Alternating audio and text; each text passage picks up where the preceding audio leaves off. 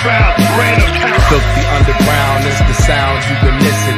You got to pay the price, and it's gonna be a heavy one. Don't let your mouth get you hurt, bro. If you don't like hip hop, then turn this off now. Run back to Sean style. Do what I feel like the dog pound. The bar's open, so some more round. The bank open like the Rothschilds. I'm Beethoven with raw sound. All in together now. Catch, bet, and foul. Bet a thou. You won't see the second round. Them weapons out. Life is a violent sport, dig it? That's why I raise my gun. I ain't no child support, nigga. Protect the fam, a Kruger hand slick. Take care of mine. 3 stacks told you about Caroline. Oh, stupid ass bitch. Yo, yo, yo, yo, yo, yo. Once again, it's on. We are back on another Sunday morning to y'all. Happy Sunday. And we are the Hot Tag Radio Wrestling Podcast. I'm your host, Cliff, along with my 3 co-hosts, Ooh, Wonder, and Catch. Is that my background or your background? That was mine. Okay. Fellas, what's good with y'all today? Today, man, I hope everybody can hear me good. I have been having technical difficulties with my microphone, so I'm going through my computer. So hope everything's going good on everybody else's side. But fellas, how y'all doing today? Good, man. Good. Sound good on the live stream too. So let me get that to my back. I forgot to my back signal out real quick. My bad. Baseball season is back in full effect, baby. This is one of the best times of the year right here, man. So right.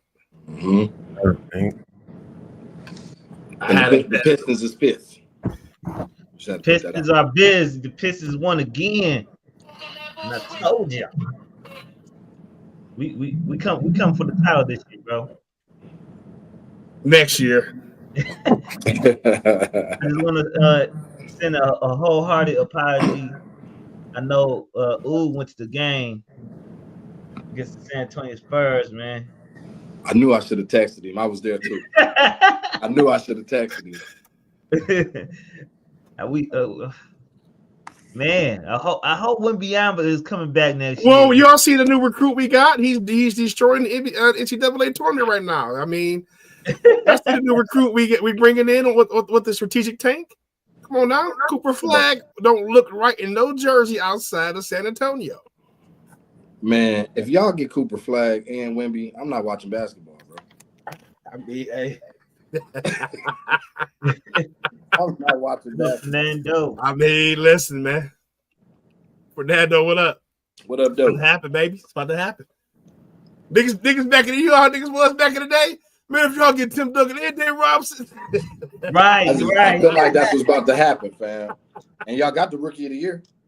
We got the rookie of the year. We got De'Aaron Fox put up to next year. You know? He gonna be hurt, bro. That's a waste of pick. He gonna be hurt. I don't know why that always happens with, especially with football and basketball. It's like when motherfuckers get together, with the exception of probably like the big 3 in Miami, bro. Any other time, it's always that one that always get hurt or he just fall completely off every fucking time, bro. Who falling off? De'Aaron Fox? Yeah, I think it might be Fox, bro. He might end up hurt or falling off, bro. He like it there. So? No, he ain't. He ain't falling off. He like it there too much. He having fun, man. He saw the plan. Once Chris Paul go and y'all get Wembyamba, y'all be straight. Hey, Chris Paul ain't coming back next year. That nigga finna go work for State Farm next year, bro. Yeah, right. Chris Hey, Paul, that's a heartbreaker because everybody man, Chris Paul is one of my favorite players of all time. He plays the point guard position the right way, bro. So it hurts to see this nigga chasing the ring and knowing he's just not gonna ever get it, bro. Your 3 best chances is gone. Next year with the Lakers. He retired. Yeah, he definitely going. I see him going to the Lakers. I see him go to the Lakers. Next year to the Lakers. I like Chris Paul, man, as a basketball player, but he kind of a hoe ass nigga for real. Like he be doing a lot of hoe ass shit. I was so happy when Brandon Ingram socked his ass. He been getting away with doing bitch ass shit for a long time on the court, but he is a great point guard. I will not deny that. But man, One of the best, bro. That nigga is in the coaches meeting before the Spurs games. Him, when niggas go to San Antonio in their last final few years, bro, they make the transition. You know what I'm saying? They make the transition, bro. And then Pop ain't on the sidelines, but Pop is still there. Mm-hmm. Pop is in the meetings. Pop is still in the facilities every day. Pop ain't just coaching. So he might be a part of that coaching tree. I wouldn't be mad at that. Who do you think gonna coach next year for San Antonio? I know Pop most likely gonna retire.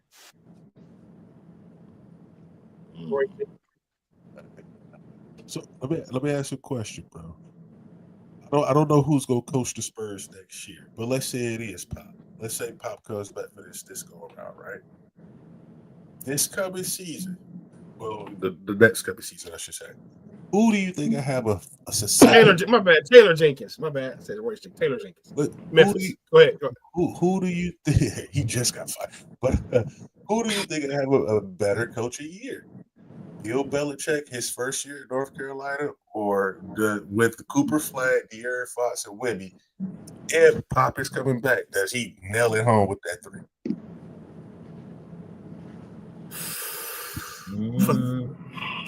Listen, bro, I think Bill Belichick really gonna make Carolina one of the top teams next year. If not next year, yeah, man. As long as they're spending that bread. Yeah.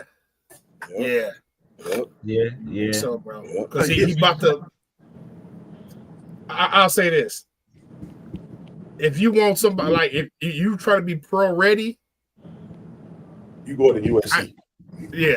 I ain't talking about NIL. I'm talking about nigga. I'm trying to be a pro. Mm-hmm. Come on now. Yeah. Belichick a motherfucker, bro. Yeah. College the way it is now, like you alluded to, it's not really about the talent or being the best coach to recruit. Now, the players are going where the money at, bro. You willing to spend $1 million? I'll be there. Don't worry about it. Right. I'll play 8 games of the 13 games. I'll play 8 for $1 million. Yeah. Mm-hmm. Now we gonna get everybody else that's serious. Right. Even though his student is younger than his girlfriend. Man. Oh man. She can't come to practice. Oh shit. She gonna be in the locker room like any given Sunday. Man, bro. Man. That black couch in this office will get some usage. Man. Casting call. Great casting call, bro. That shit ain't about to come on now. Nah, Brian, it's just my microphone. I couldn't hear nobody through my mic, so I had to. Basically, it's going through my everything's going through my computer besides my video. So it ain't enough roast sparks for Belichick to keep up. I got to see my mic. Hey, Belichick taking Rose Sparks, a Blue Chew, and everything. All those. He taking a cocktail. That'd be a fucked up way to go, though, bro. They do an autopsy, hard dick, and just full of erection. That's how Kevin Samuels went out. Yeah, that's how he going. Yeah. Hey, Kevin Samuels did like a G. Hey, he was on that Red Bull and that Viagra, wasn't he? Yeah. Boy, he was trying to go. Man, what you done? What you thought was going to happen? Right, he was trying to go. Bill inadvertently. Before you gotta make sure you finish before you go. Make sure you finish. Last play gonna be a quarterback kneel. That's the last play you gonna call.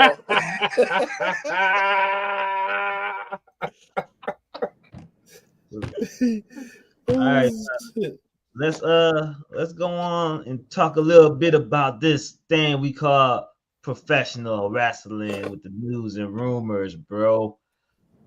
Man, this week, man, Soraya announced that she is no longer with AEW. She was on her podcast. What's her podcast name? The Rule Breakers. She said she had AEW was a positive experience, but she felt like her tenure had reached its natural conclusion. And she wanted to pursue other ventures outside of wrestling. She also was saying some great things about WWE, that she had a great time in WWE also. What y'all thoughts about Soraya, aka Paige, leaving AEW, giving other female wrestlers a chance? That's what she probably expressed, though. So what y'all think about that? We start off with Bundles. It was mutual. You know, it came to an end. Basically, the translation to that is, I don't fit in here no more, bro. I can't keep up. These bitches dropping each other on the head, punching each other with glass, bro. I'm not finna do all that. Y'all passed me by already. So I'm gonna go back to WWE if they have me, because they'll slow it down and work with me a little bit, and I can still make money. You know what I'm saying? The positive thing is I made a lot of money and I got my brother a job over there. But like I said, at this point, these girls is so far ahead of me at this point doing the shit that I ain't trying to do. I'm ready to go. That's the translation right there. She ain't, bro. Come on, man. We got eyes, bro. When was the last time she had a match?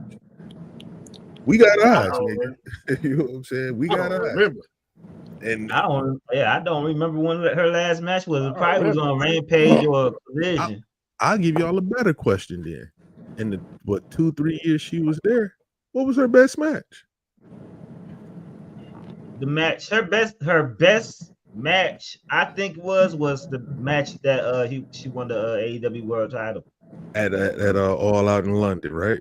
Yeah. And that match was I don't trash. think it was the best quality match, but that was her most memorable since she won the title. So and that match was trash. We can agree with that, right?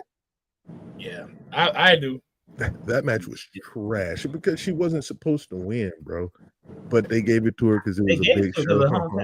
Yeah, in the home country shit. But like we know what it is, bro. You ain't gotta, you're saying all the good shit because you ain't trying to get, the extra time held on, or you ain't trying to get sued, because I'm pretty sure she had to sign an NDA of some sort.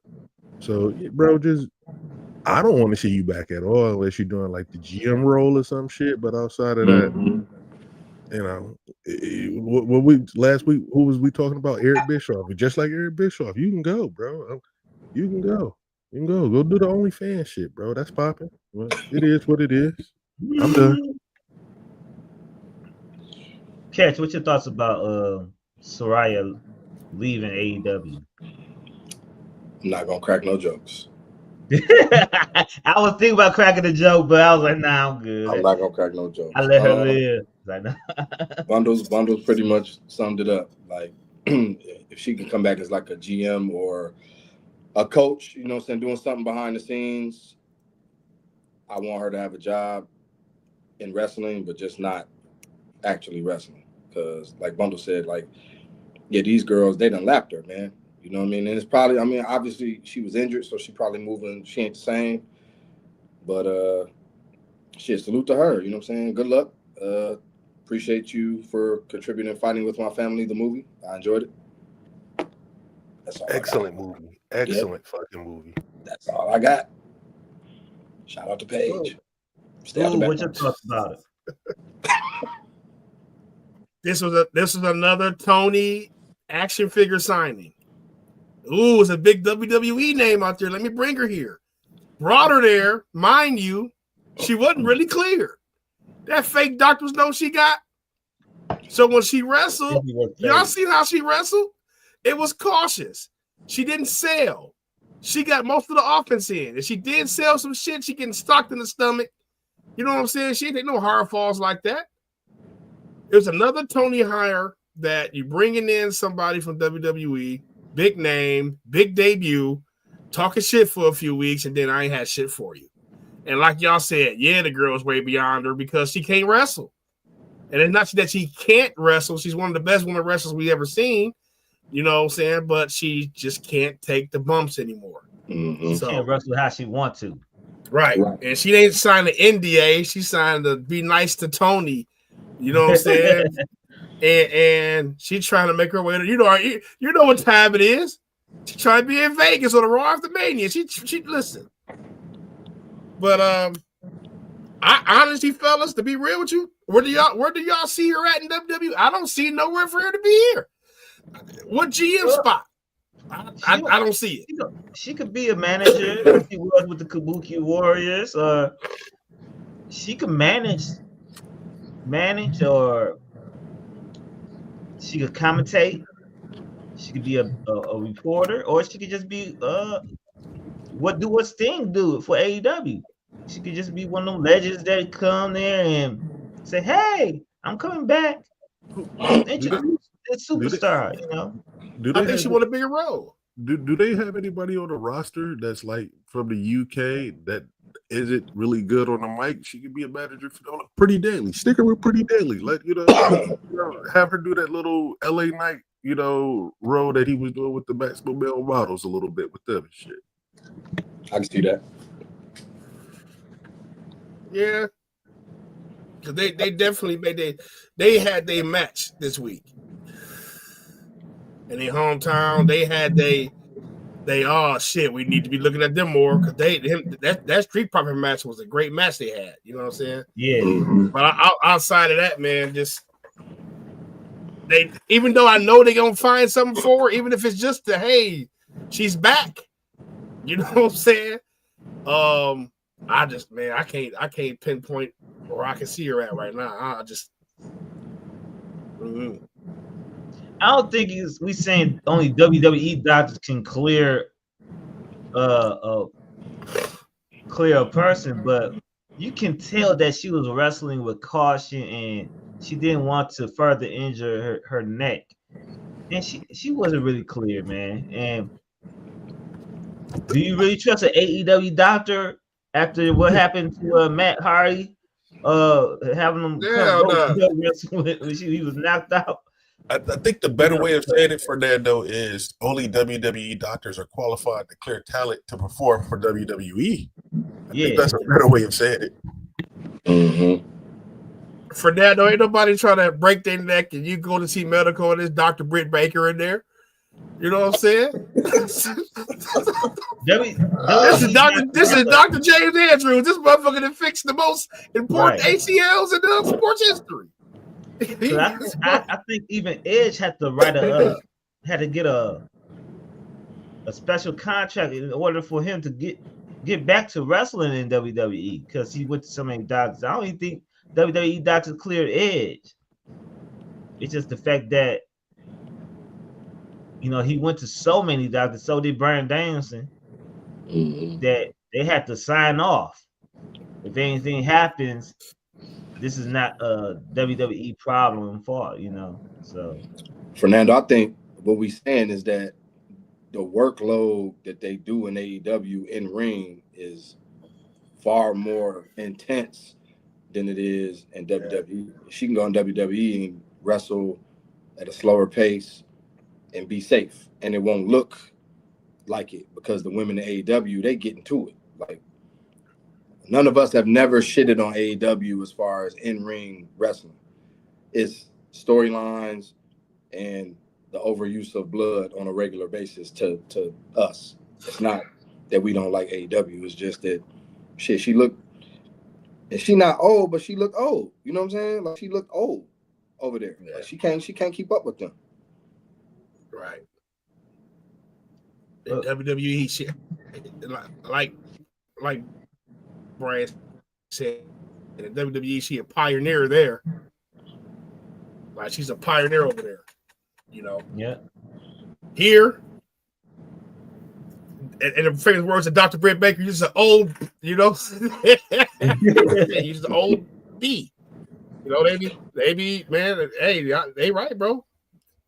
AEW, and you know what? They not gonna protect her like WWE wrestlers is either. You know what I'm saying? In ring, that takes experience.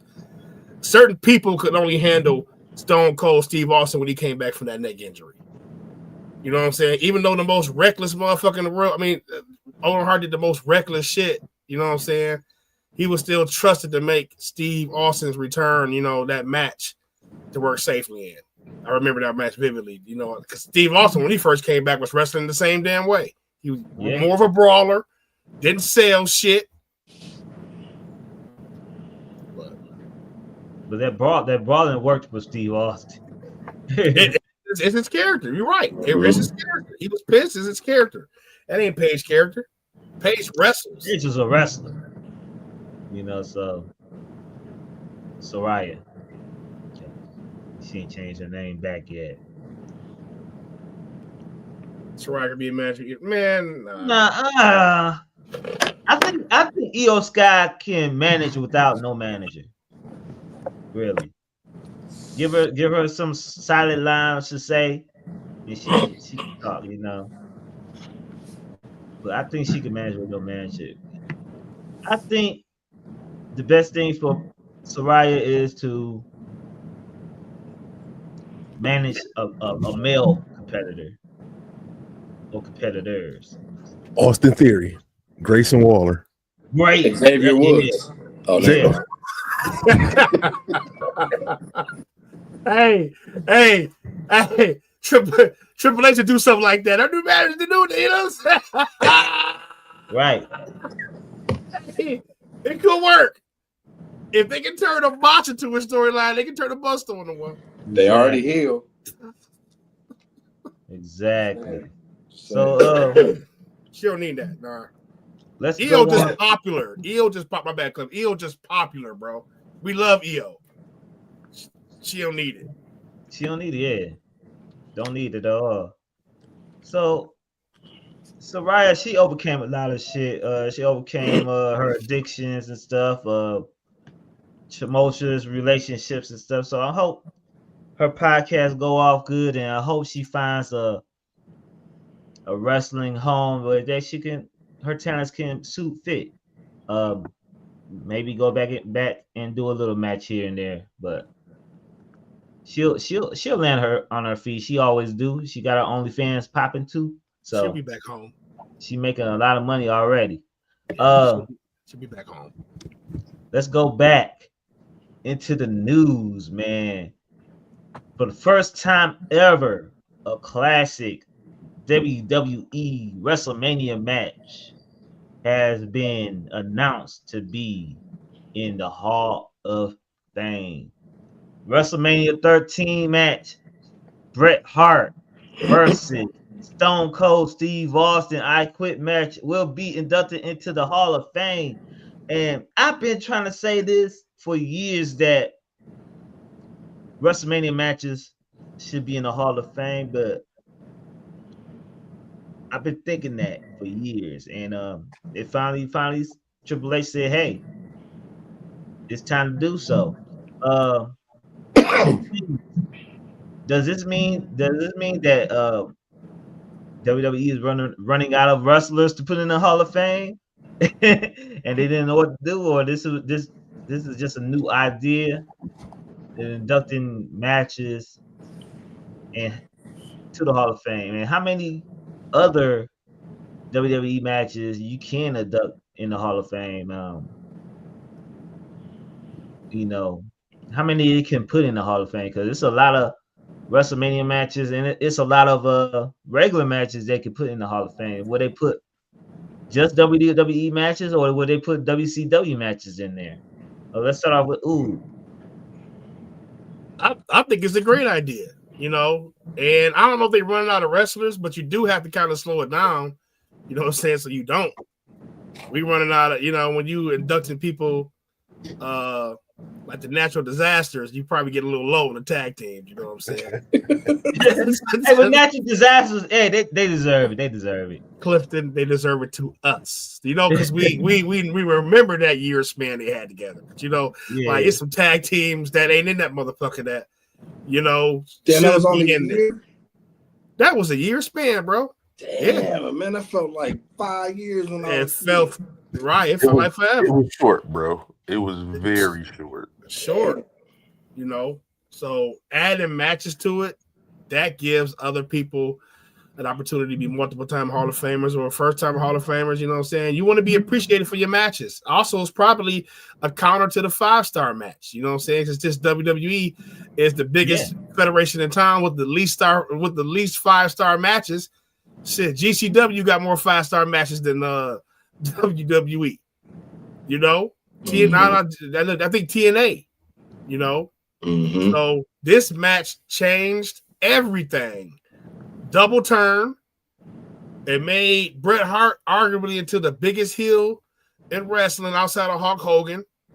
It turned Steve Austin into the star because he had that highly respectable moment of not giving up, just bleeding. You know what I'm saying? That shit turned his level up, even though he was hot as fish grease at the time. That turned his star level and aura up even more. And that double turn that next night, bro. Y'all remember that next Raw? Man, that shit was loud. Bret and the Hart Foundation, bro, became one of the greatest factions.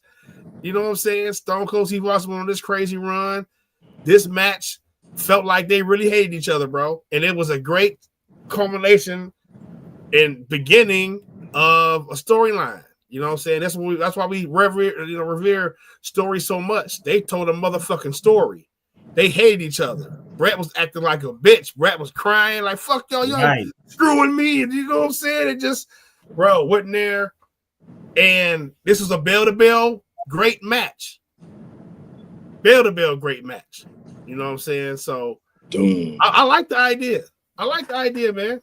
You know, I like you said, Cliff, I wonder if it's only going to be WrestleMania matches or they're going to be doing WWE matches in totality, covering WCW, covering, you know, this right here, you know. But we'll see. But this is a great first entry. Probably thought it should have been, and this is probably picked over Randy and Ricky Steamboat because they can bring these two people there. Yeah. You know what I'm saying? So they probably picked this one first. That's definitely true. Bundles, what's your thoughts on it? Oops said something that I was gonna hit on, bro.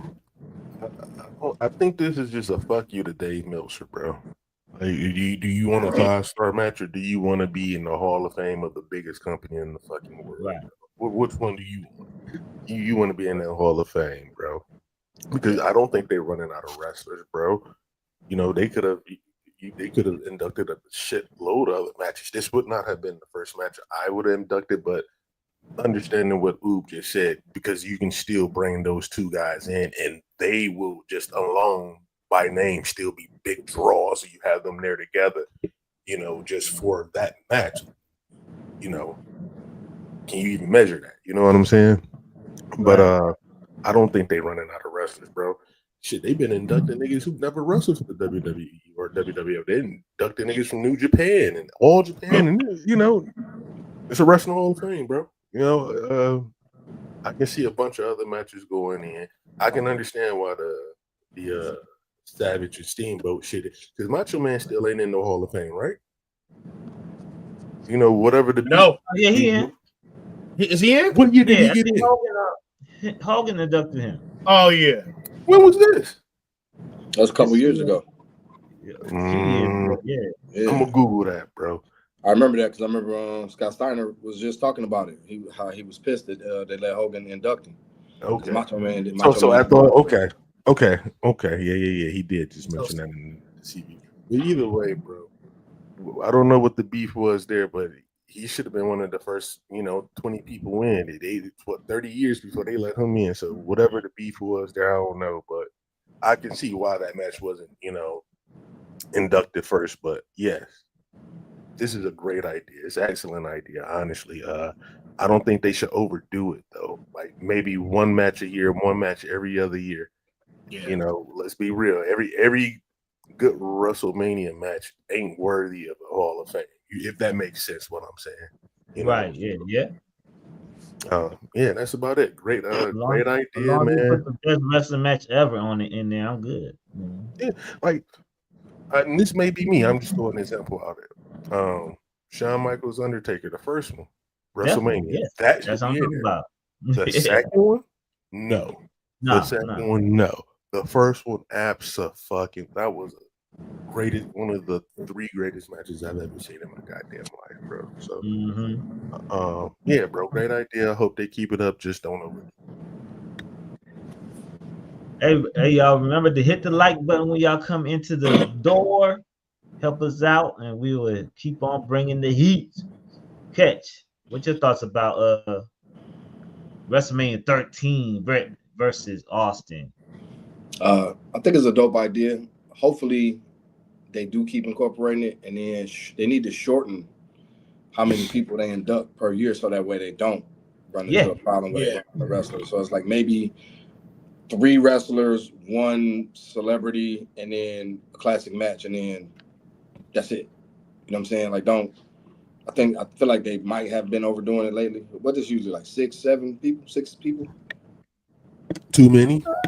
Too many, yeah. Like, They be like just make it like 3 wrestlers, 1 if a celebrity deserves it, 1 celebrity, and then classic match, and then that's it. I think that'll be better for them. I think they need to hurry up and induct Demolition in there, man. Aren't they still in that lawsuit? I mean, they have a Legends contract with them now, so okay. So that was okay. Good. If he has a legend, they might be on their way. Triple H has been in a lot of fences. Yep, if they are under a Legends contract, it's definitely coming. So shout out to Demolition, who will deserve. Yeah. That's criminal for natural disasters to get in there before Demolition. That is you see what I'm saying? Yeah, that's crazy. It's just some tag teams that, like, come on now, right? And we debating everything WrestleMania. That might need to be one of the, listen, bro. Like Poodle Sherman earlier said, Doom. Yeah. Ron Simmons, Bush Reed. I've seen that. Yep. Hey man, as a kid, bro, you know who was my favorite team? Like outside of like when the first time I seen the Road Warriors or seeing Demolition, bro, Strike Force, Rick Martel and Tito Santana. Tito Santana, come on now. Those my guys, bro. Girls in the car. Girls in the car. Hey, I used to like Strike Force, man. That was my team. Those were my guys, bro. And they started losing all the time. I was like, man, fuck they started jobbing them, man. I hated that. Yeah, I kind of got, but you know, they became great single stars. I kind of feel like that's what Los Lotharios gonna be, y'all, on SmackDown. Them two boys can go. I'm telling you, they can go. And you know, this tag team shit might be the prelude to that. We'll see who turned heel on who, but that's the new Strike Force to me. Fernando, I agree, man. But they can do it both Sid and Demolition at the same time. Only reason I say Demolition because Demolition, you know, it's classic. It's Demolition. Come on now. Demolition ran the 80s, bro. Like when I got heavy into wrestling, bro, Demolition was them niggas, bro. Right. It was them. And they had a hard ass theme song, bro. They definitely did. Definitely did. The masks, and it was 2 teams. We 2 teams. We you know our dream match growing up, Road Warriors versus Demolition. Right. Absolutely. By the time we got it, they was over the hill. But hey, we got a little bit up. Yeah, till we seen it, it was like, damn, Demolition. They stopped working out and shit. Yeah. My man was already trying to be the repo man. He was already 1 foot out. It was over. Bro. Yeah. Right. Brock Crusher in there. Listen, bro, that's crazy. Cause I remember that shit like it was yesterday. It was a Saturday night's main event. Road Warriors and Ultimate Warrior against all three members of Double-Lation, bro. And I was like, bro, why do these niggas be so much bigger than bro, that don't these niggas okay. Man. No, I had no idea. Go ahead, Oop. No, I'm asking Fernando. The Demolition was at least to do rip off. So was the Powers of Pain. Right. Everybody, every you know, you needed that type of tag team. Like shit, they got the Road Warriors over there. Well, shit, back making Demolition. The Powers of Pain down here. You every day was palette swapping. You know, Fernando. That's how it was back in the days, man. We was. I might even go as far as say for a period, bro, Demolition was better than the Road Warriors. Yeah, they definitely got their shit off. Yeah. I want. Oh no! I'm gonna tell you what. Road Warriors just ran through everybody, bro, except like the skyscrapers and shit. Demolition just had some good matches, bro. They didn't run through everybody outside of job. No, they didn't run through everybody. Yeah. Road Warriors just ran through everybody, and at times that shit ain't, you know, as we watching it now, it's like, you know, I want to see the good shit, you know, and we'll make fun of them beating the shit out of people for real. You know what I'm saying? But I'd rather watch a Demolition match now and be like, yeah, that was a really good match. That was entertaining. I understood, you know, this, that, and the third, as opposed to a 4 or 5 minute Road Warrior match, bro.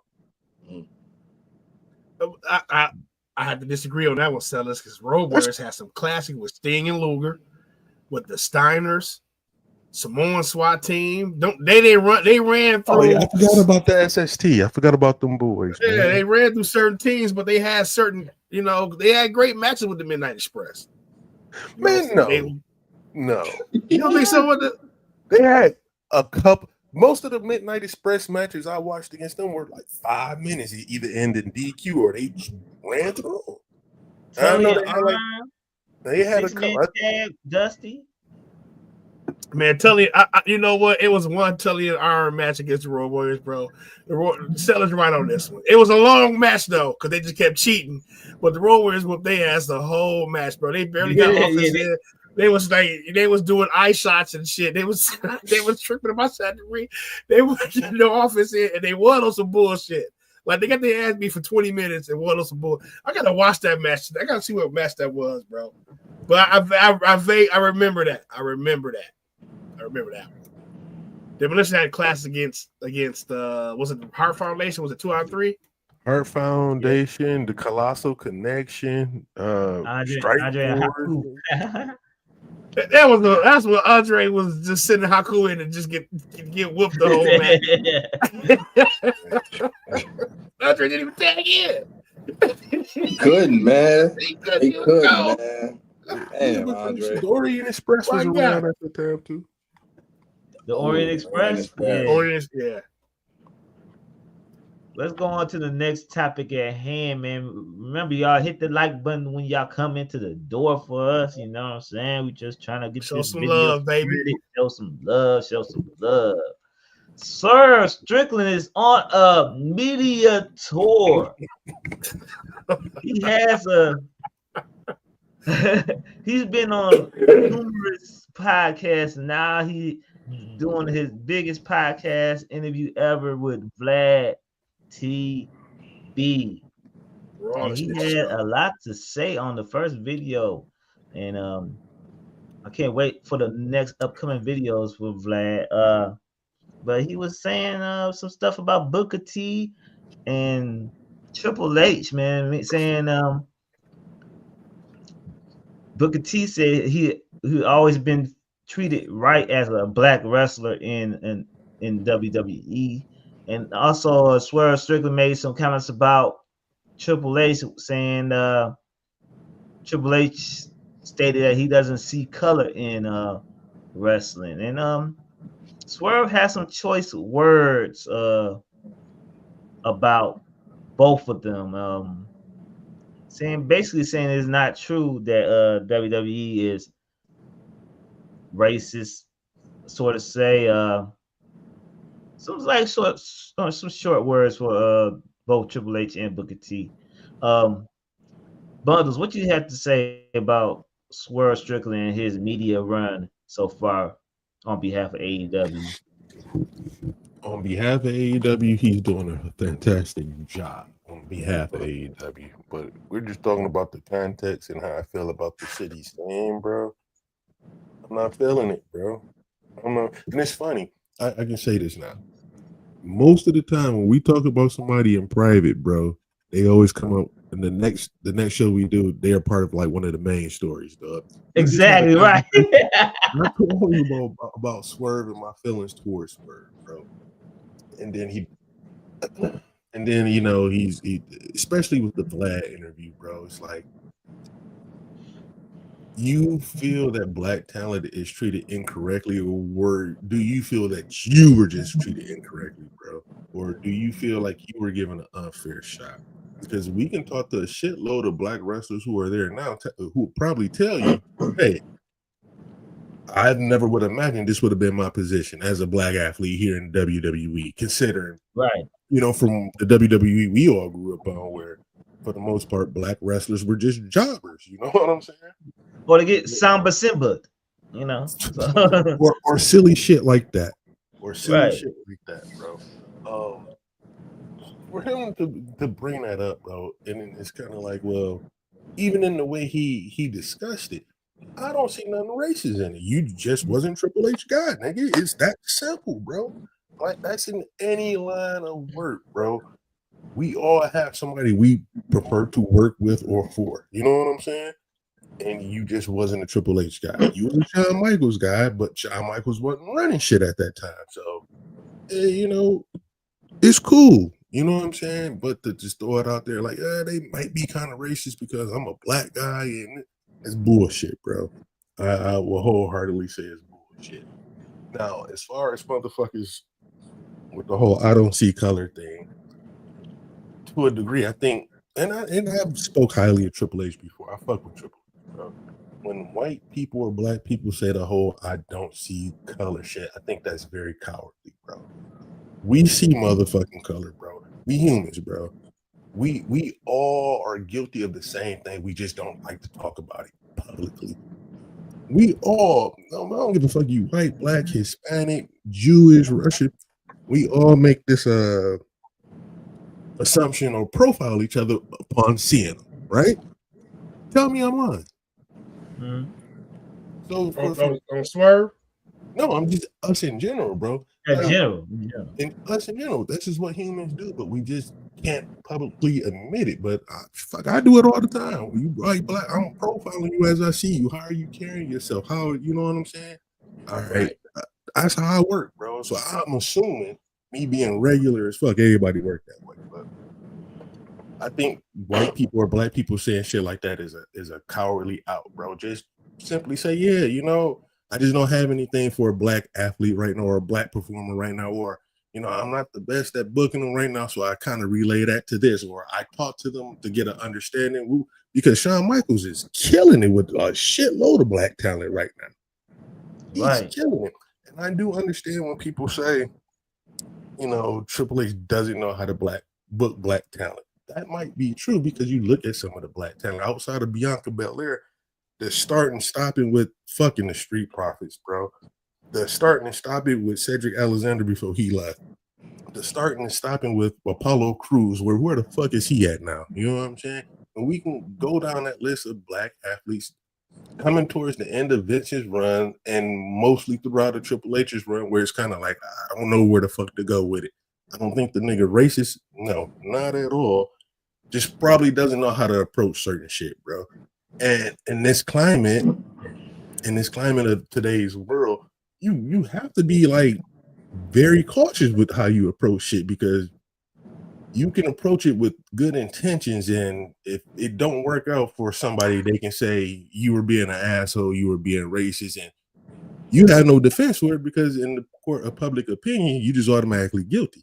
You know what I'm saying?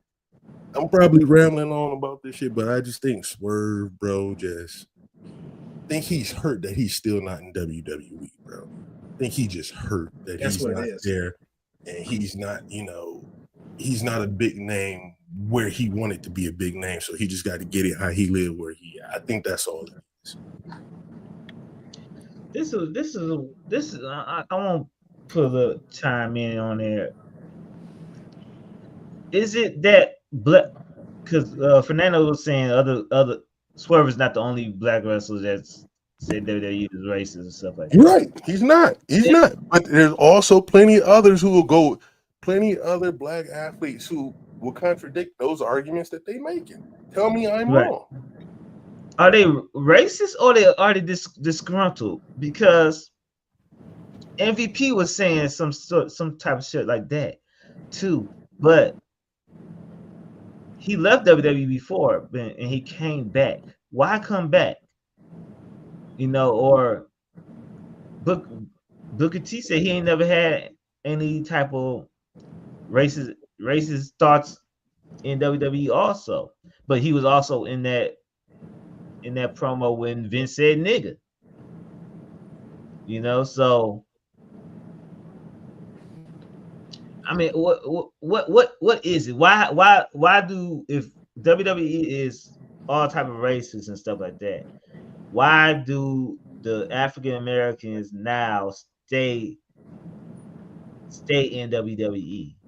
Because right now you have Bianca Belair, Lash Legend, all the African American females there that's shining. You have Kofi Kingston, the New Day. They did one of the best tag teams ever in WWE. The NXT Black Talent, Obo Family is the champion. So why does you have some individuals saying WWE racist, but you can come look at it, you think that WWE is striving in black talent, and not only black talent, other races also. If anybody, if WWE is racist towards anybody, it's Asians. It's Asians. Yeah. To anybody, but I don't It's even the like language using the barrier word. for them, though. Yeah, definitely, it most definitely is. But I don't even like using the word racist because racism just means I hate you. You know what I'm saying? I don't want you prospering. I'm gonna hold you down by any means. I don't think that's racist to have a black world champion. For a white man to have a black world champion. You know what I'm saying? I don't think it's racist for black guys telling you, yeah, I left because Vince left. He treated me better than, how can he be racist, this black guy, who's probably experienced racism, real racism in his life? I'm telling you, like, I don't think he's racist. He's treated me like we fucking equals. You know what I'm saying? That can't be racist, bro. Hey, Fernando, one thing, man, becoming a 2-time champ in AEW and a champion in WWE is totally different, brother. Totally different.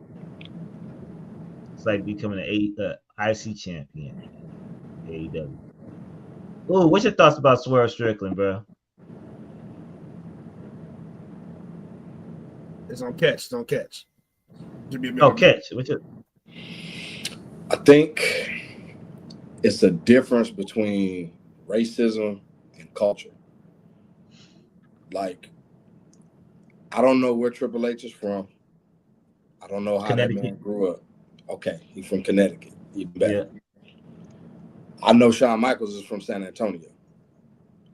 And I don't know if any of y'all ever been to San Antonio, but it's, it's a lot of us in San Antonio.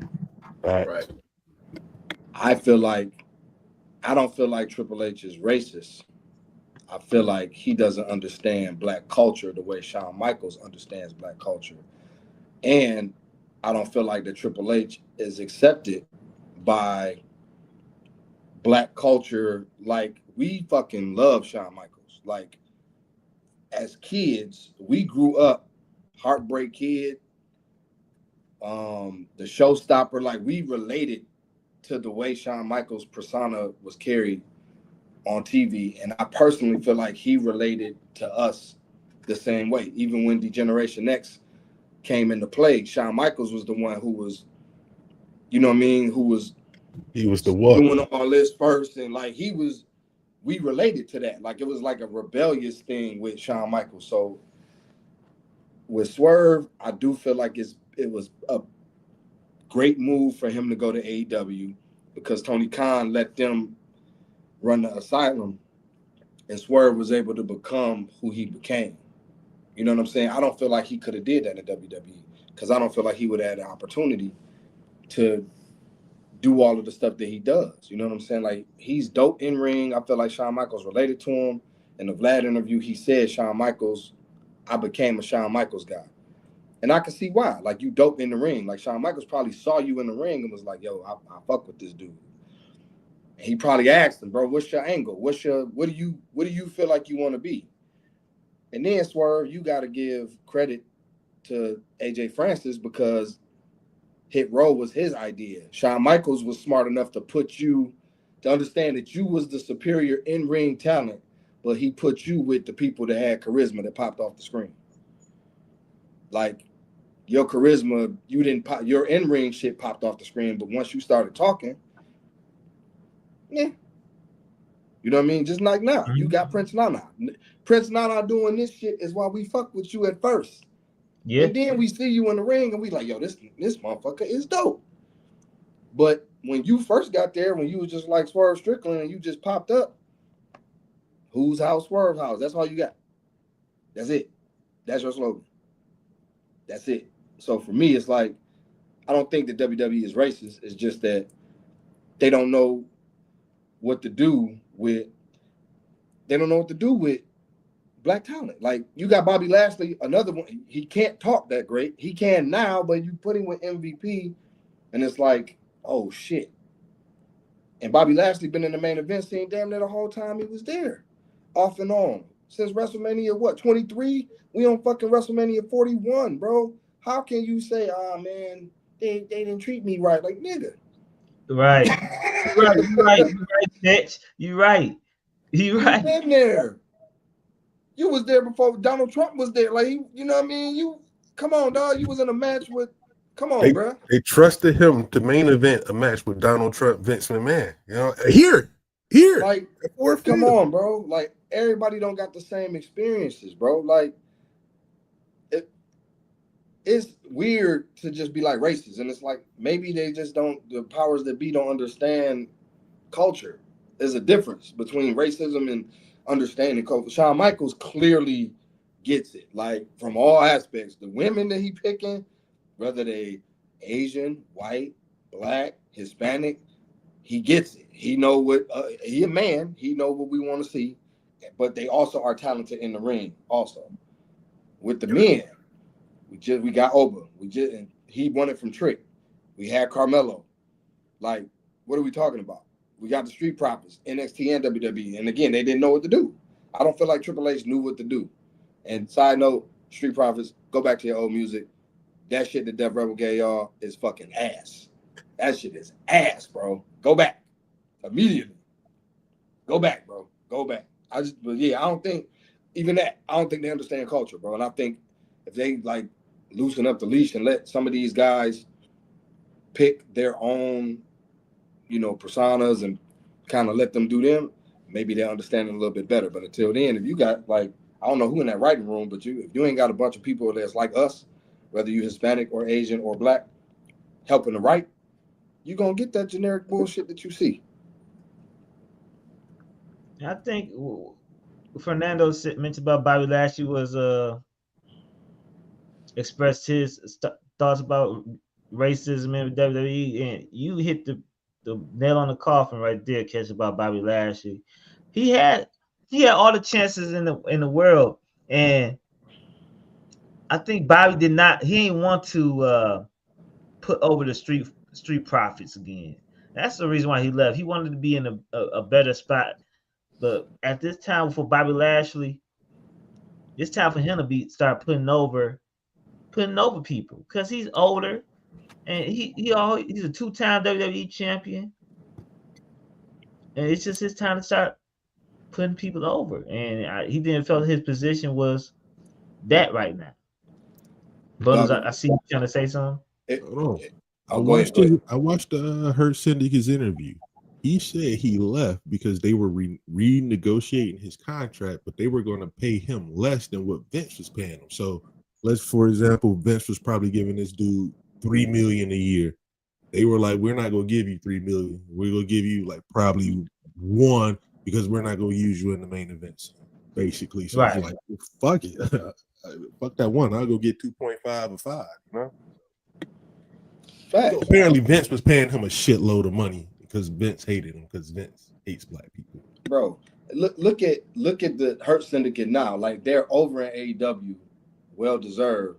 But the theme song, think about the things like, bro, that's culture. That's And it would have never been never used have in gotten WWE. that in WWE because the people don't understand it. And credit to Tony Khan. Tony Khan is letting them have more creative control. You know what I'm saying? Like, so it's like for somebody like Swerve, somebody like Lashley, even Cedric Alexander, Shelton Benjamin, like the guys who are not the greatest on the mic, if they go over somewhere else and they're allowed to be like, well, yo, like, I think I need X, Y, and Z. You know what I'm saying? And to have a boss to be like, all right, try it out. Let's see what happens. Like, that's what those type of guys, they needed that.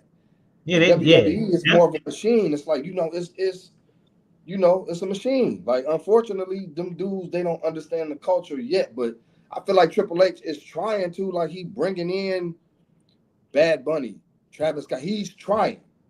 You can't sit up here and say, well, he racist. He just let Bad Bunny cook in Puerto Rico, come out to his own shit. Like, let's be real here. Like, let's be real. Like, that's not racism, bro. I'm gonna need these dudes to stop using that word so loosely, bro. I feel you. Ooh, what's your thoughts? I know you got a lot to say about this. Man, hell yeah. I got my notes. Take some notes on this one. Shit. Triple H ain't racist. And we got to understand too, guys, we kind of mistimed a timestamp on Swerve's runs. Triple H was still in charge of NXT then. Remember when Swerve had his run? Yeah. And then when Swerve won the championship, bro, Triple H gave him a whole concert. It was a whole 20-minute concert, middle of the ring. They just performed. One of the best things in NXT. One of the best things. You know what I'm saying? So he has been thoroughly rooted with the culture and a lot of stuff. Letting Travis Scott smoke blunts on TV and shit. You know what I'm saying? Like you said, bringing in Bad, but bro, that's the most electric entrance I've seen in 20 years. Like that shit right there. That's why the American crowds be looking so like when Raw go back to the States a couple weeks, we're gonna be like, man, what the fuck? We used to these European, these foreign markets, man. Facts. You know what I'm saying? And we used to like Triple H really is ingratiating himself in the culture, bro. Metro Boomin, shit like that, bro.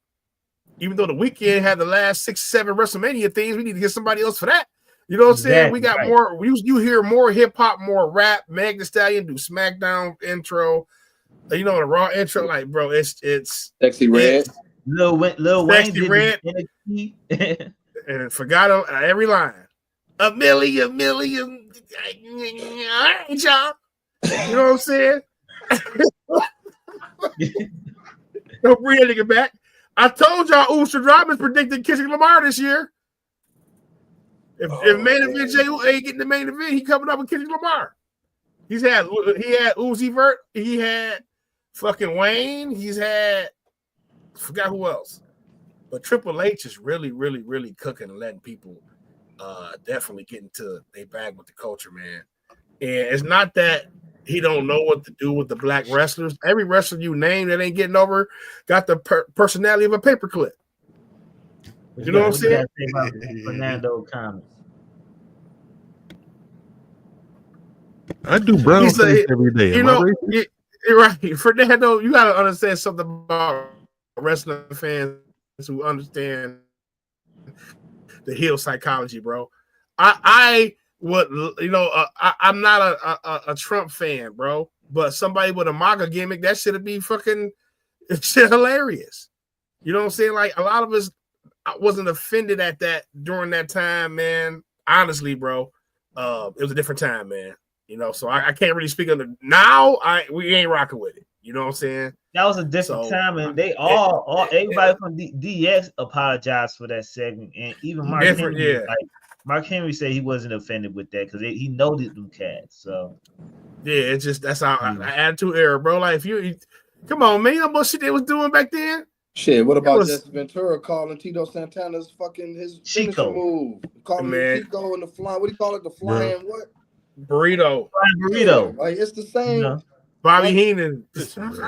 Jerry Lawler called Goldust a fag on TV, bro. Right. It was the era, man. It was like, our era was tough, bro. I don't know what's going on with this generation, bro, but none of that shit will fly, bro. But that was some of the best shit, though, because it was real, bro. Like, if wrestling was just a little bit far more realer, bro. And I think that's where WWE is kind of killing AEW on the stories because a lot of that shit feels real. But like, ooh, shit, if somebody came with a dog ass MAGA gimmick, bro, come on, bro. Like that Chad Gable shit is hilarious.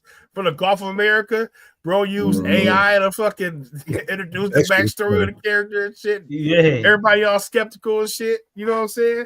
So, and he has personality. So a lot of the times we get caught up in saying they're not giving no black wrestlers a chance because these black wrestlers don't have the personality they need to get over by themselves most of the time, y'all. Like you said, Bobby Lashley was paired with Donald Trump. That's the most prestigious spot on that WrestleMania card.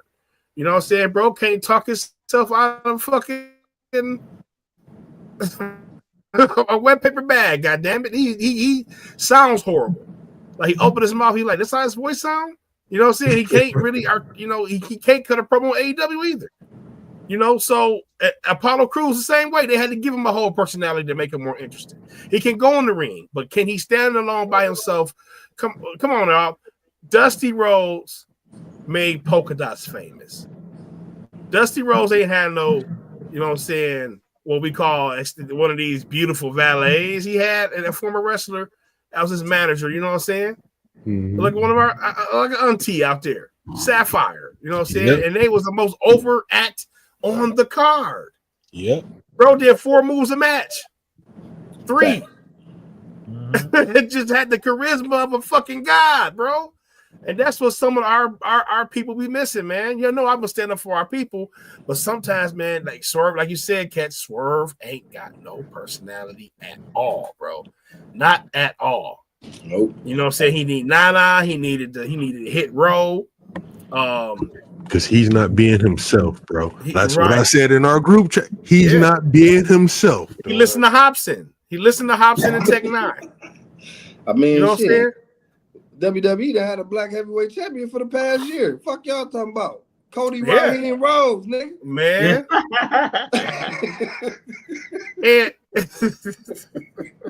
Damn right. Shoot. And the plumber, they put him in polka dots. He was another black wrestler. Right. What y'all talking about? Exactly. Y'all like you said, Bianca Belair. Y'all see Bianca Belair. Only reason she ain't champion because she ain't want to be champion. She's like, man, y'all doing too much. I got to be here. I want to take a break. You know what I'm saying? Street Profits. We talked about the Street Profits earlier. We know why the Street Profits ain't being pushed. Look how Angelo Dawkins dressed.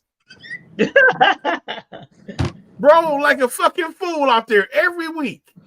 Oh, whenever they split up, best believe Montez Ford gonna be a heavyweight champion. He's only there because he's loyal. He said, man, I can't do Dawkins like that. Bro, your window, which is a huge window, don't get me wrong. But main event Jey Uso, well, according to SmackDown this week, mid-card Jey Uso, took your whole act, bro. Took the whole act. The double handed, all that. Come on now. But the thing about Street Profits is we know who the biggest star is, and he being loyal to Dawkins. So it's personality issues, it's loyalty issues, bro. They can really excel when they have the personality. Look at Trick Williams, who blow arenas up. Look at Obafemi, who got his fake African accent down pat now, and he can do his little thing. Look at Javon Holland with the charisma, and they're sympathetic. Come on now, it's personality, y'all. NXT for surely before the year is up is gonna have an N-word drop. I swear it is, bro. Somebody gonna slip up and drop it. Jada Parker. I already did it. I Jada thought Parker already did it. Jada Parker did, yeah. She did already. Jada Parker. Shout out to Jada Parker for no reason. No reason.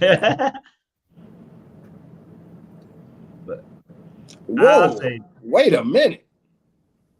What? What just popped up right there?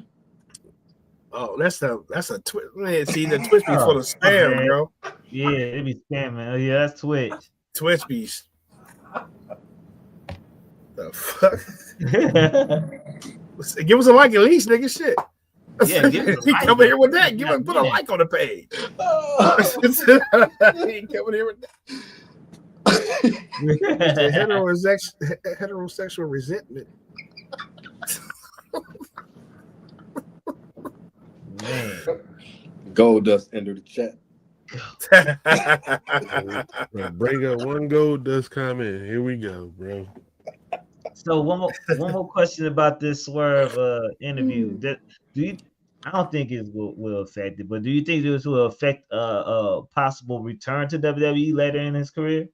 No. I don't think he said nothing bad. You know what I mean? And I think he did what was best for his career, and I feel like he made the right move. You know what I'm saying? Like he made the right move. He bet on himself.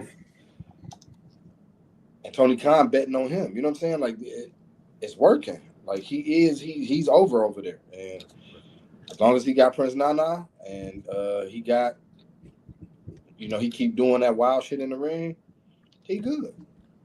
We already know WWE already expressed interest in re-signing him. That's a point. Real quick, Sellers. I want to cut you off real quick, Sellers. But that's a point I forgot to make on my notes. Remember, Triple H was caught tampering, trying to get Swerve back earlier when Vince first left. Remember that, y'all? Mm-hmm. That was the contract tampering. They asked Swerve to quit and come back. Is it tampering or is Swerve it was a Triple H guy? Bro, like Swerve in a real good position. He getting ready to save if he win, he's saving AEW, bro. We all gonna remember that he saved AEW. Number one, and number two, bro, he's still relatively young. He's not gonna ever pass up a chance to get a WrestleMania match. So if when his contract is up, if they call and they still like rocking, he'll be back. So he made a post saying 5 years and he done. We're gonna see if he stick to it. Oh Lord, I don't believe no wrestler saying talking about they exactly. Facts, Cliff. Facts. Every nigga that unless this is a forced retirement, every nigga that said they was done did one more somewhere. Right. So let's go on to the next topic. That was a great conversation. WWE is finally giving CM Punk what he been wanting for years. On SmackDown, they announced that CM Punk, Roman Reigns, and Seth Rollins will be fighting in the main event of WrestleMania. Most likely it will be WrestleMania Night 1. Giving CM Punk his first ever main event in his career at WrestleMania. My question to you guys: do you think this match deserved to be in the main event? And this is what? My bad. Go ahead. My bad. The main event over Jey Uso and Gunther, since Jey did win the Royal Rumble, and it's Gunther has the world title, and this match is going over the world title. Let's start off with ooh. I want to hate first. I'll let them. I'm coming with straight hate. All right, Catch. Go Skip ahead, me. Catch. I'm coming with straight hate. I mean, yes, the triple threat match should be the main event. I mean, it's too much star power in the match. Jey Uso deserves a WrestleMania moment. he does not deserve the WrestleMania main event, because unless he is behind the scenes working on a new move set, we kind of know what this is gonna be. This for the kids for real. It ain't really like, and I ain't trying to say it like being a dick. It's just like this for the kids for real. It's for facts. The kids. So it's like get the kids their moment, but yeah, that main event, the kids probably gonna be asleep. We gonna be woke. We don't want to see that shit. We want to see triple threat match. That's all I got. That's it. Bundles, what's your thoughts? All right, so I'm gonna repeat the question back. You said, should it or does it deserve to be? Does it deserve to be?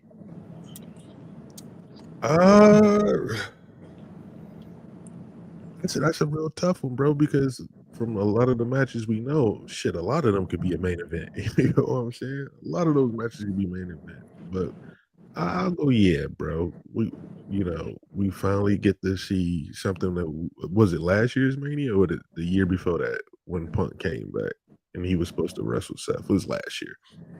We finally getting that, bro.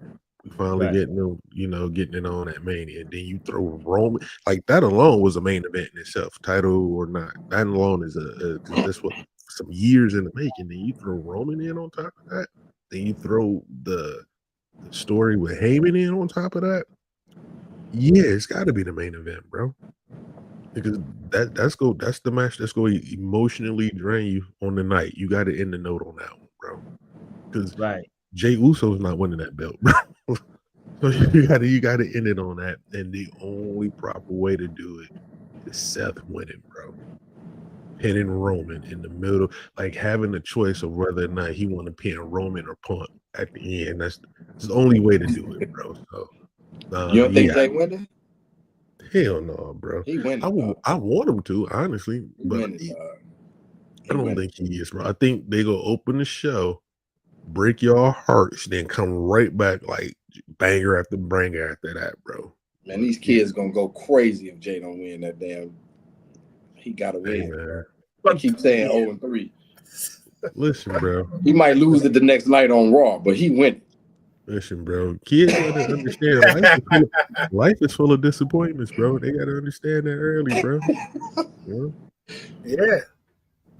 But all I gotta say about that, this for Jey Uso and Punk, I just would say one thing: WrestleMania 9.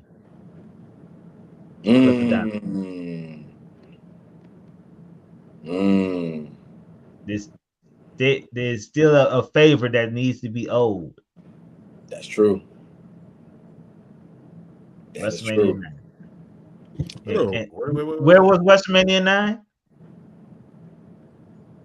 It was in Indiana, wasn't it? No, it was Vegas. Wait, 9 was Vegas. Yeah, okay. I'm thinking they was outside. 9 was Vegas. 9 was Vegas. Where is this WrestleMania at? Vegas. Yeah. Oh, man, he better not pull no Terry, bro. He better to fuck up, bro. So you don't think that was the favor Paul did? You think the favor was? No, remember in the promo he said that's not the favor. He did. He did say that. He did. So when do we pull this off? I had not. Because it's mid-card Jey Uso now. I'm thinking Gunther may win, and Gunther's gonna be so cocky that he beat Jey.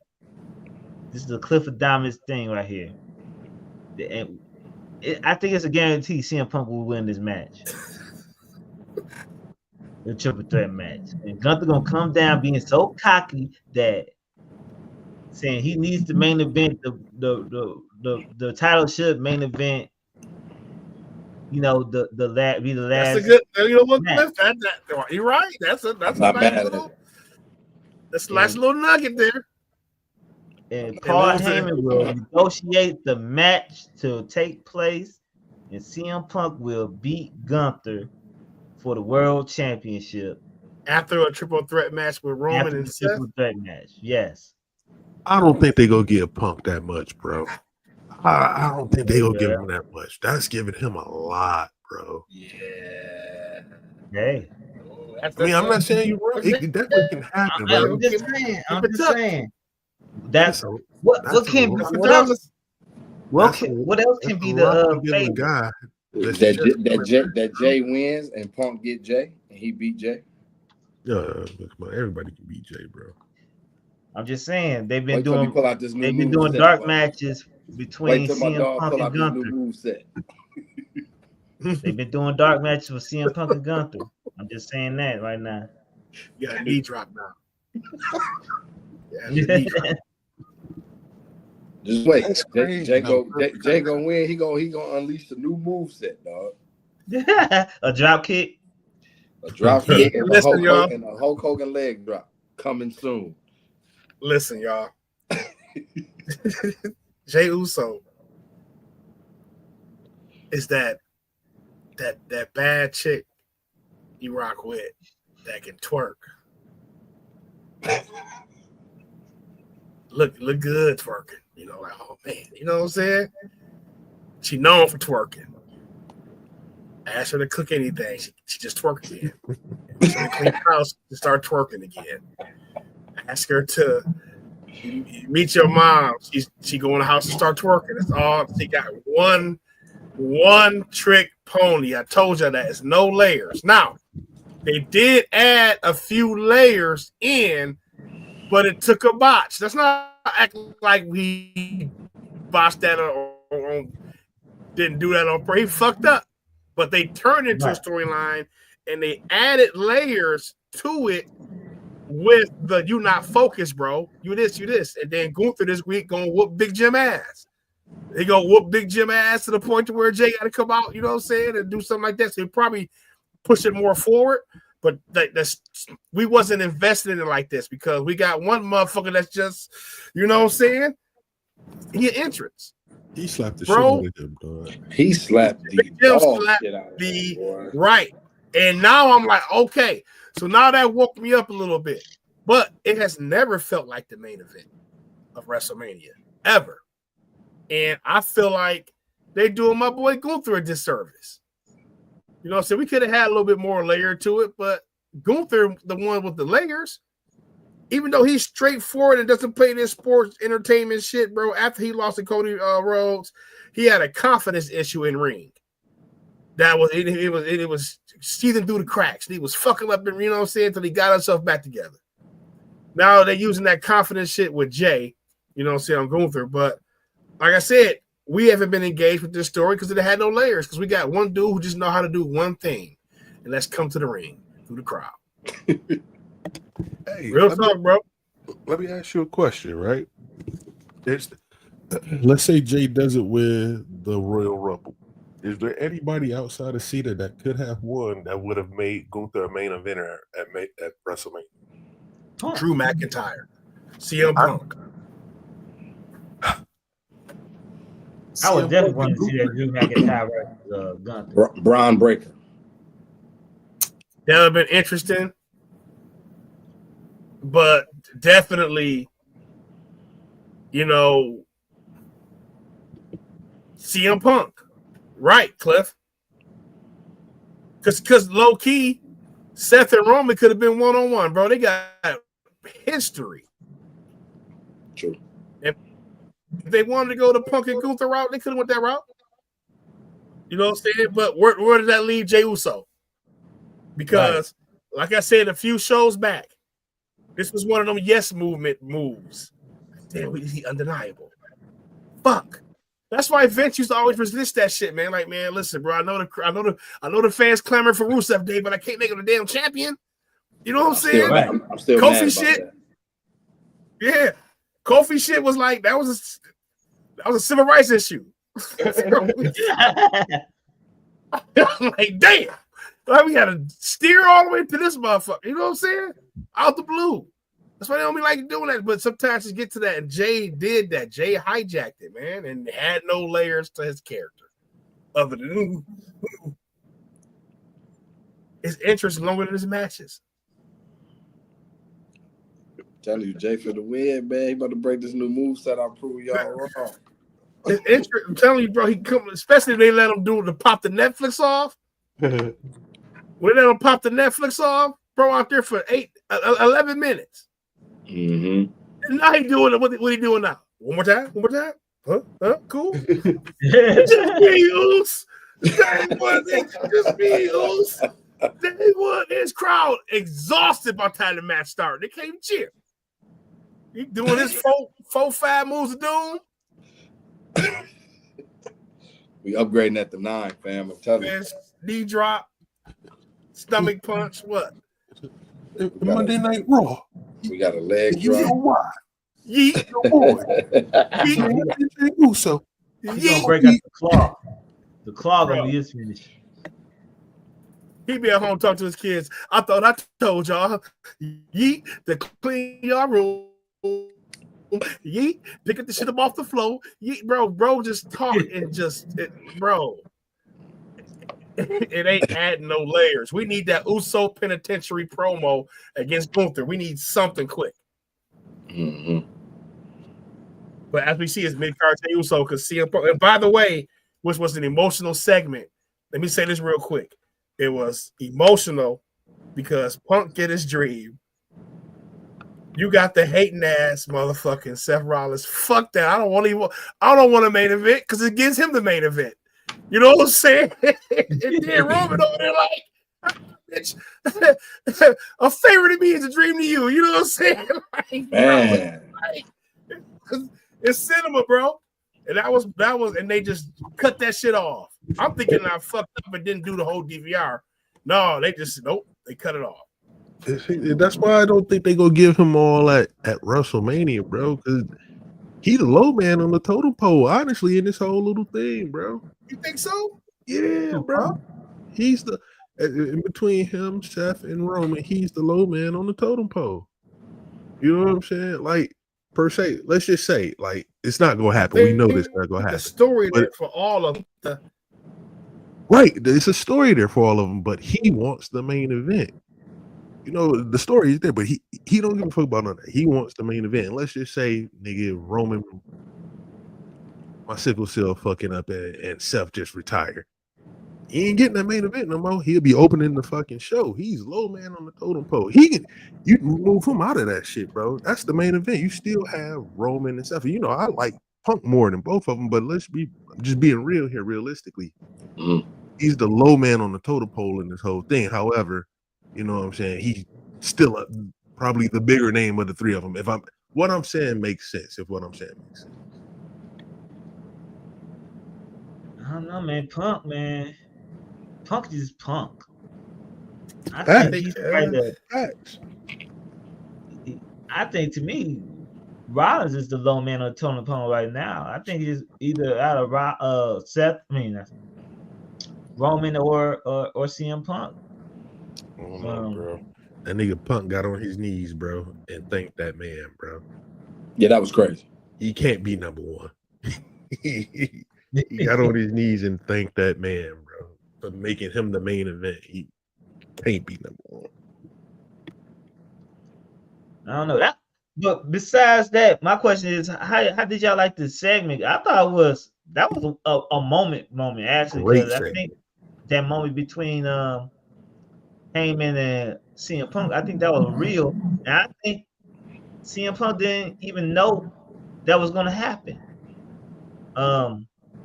What y'all thoughts about that promo? I thought it was fantastic. Three sets of emotions, like I said, 3 sets of emotions. Like a dream coming true, a motherfucker who we all got motherfuckers like that.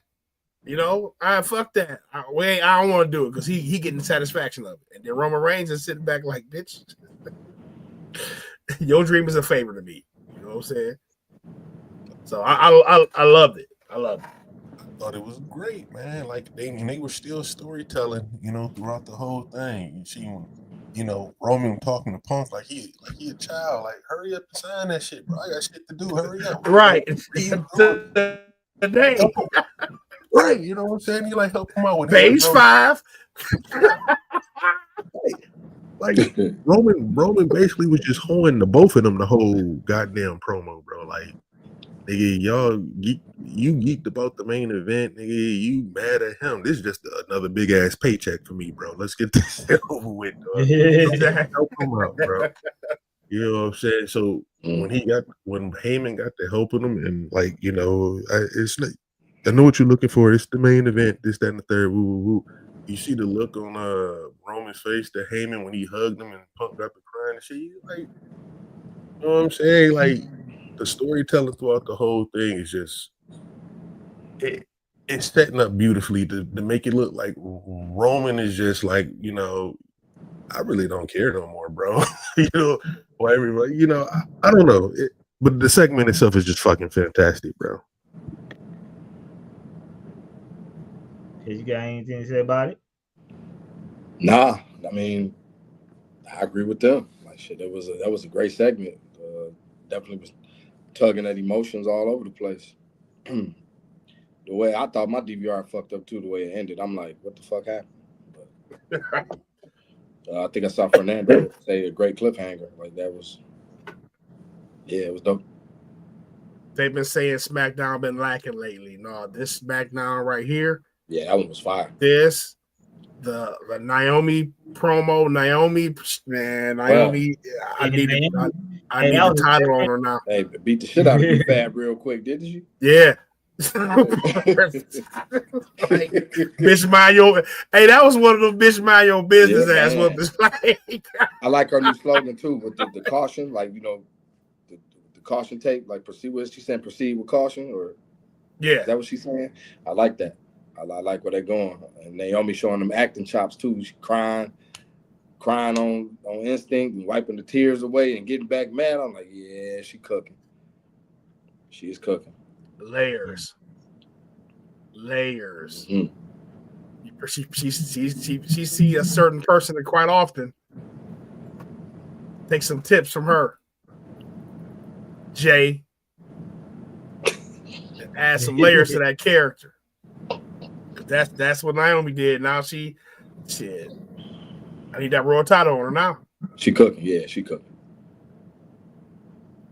So let's go on to the main event topic of the day. Topics, okay. It's WrestleMania season, fellas, and we are in the midst of it. So we got to talk about what's the best of so far. Not so far, but what we think about it. We already talked about WrestleMania 13 match, Bret Hart versus Austin to be inducted to the Hall of Fame.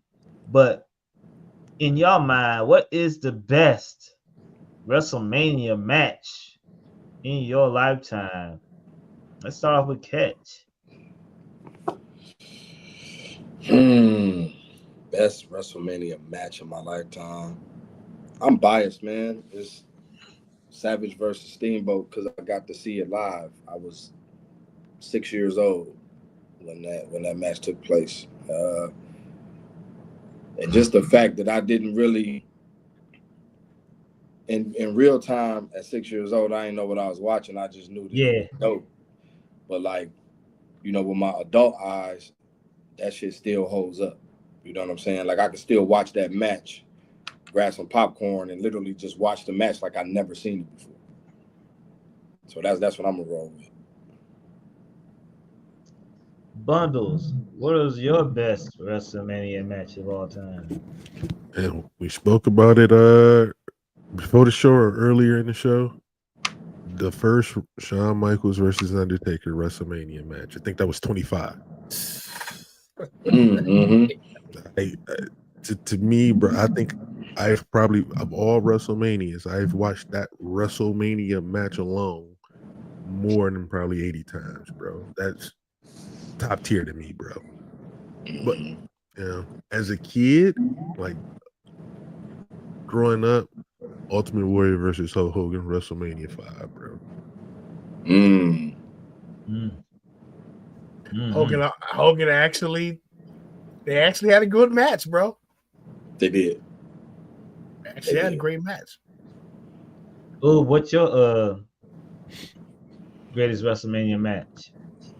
Man, Sellers came with the Shawn Michaels 25 Undertaker, and that's like the pinnacle of it. And Shawn was on a run, bro. Them WrestleManias he was doing, but I gotta put this one: WrestleMania 21, Shawn Michaels versus Kurt Angle. Shawn Michaels versus Kurt Angle, and man, bro, that's just like Shawn Michaels run. Let me make sure I get this right, bro, because he had Kurt Angle at 21. 21, yeah. He had. Let me see. It was Vince McMahon, huh? Cena was 23 for sure. I was there. Yeah. Yeah. It was Vince McMahon at 22. They had that hardcore match where he brought Vince McMahon to a great ass match. You said 23 was Cena, 24 was Ric Flair. Ric Flair's last great match, and then 25, 26 Undertaker, both times. Bro. Shit, 19 versus Jericho. 19 Jericho, 20 was. I gotta look it up. But did he do 20? I don't remember if he did 20 or not. Let me see.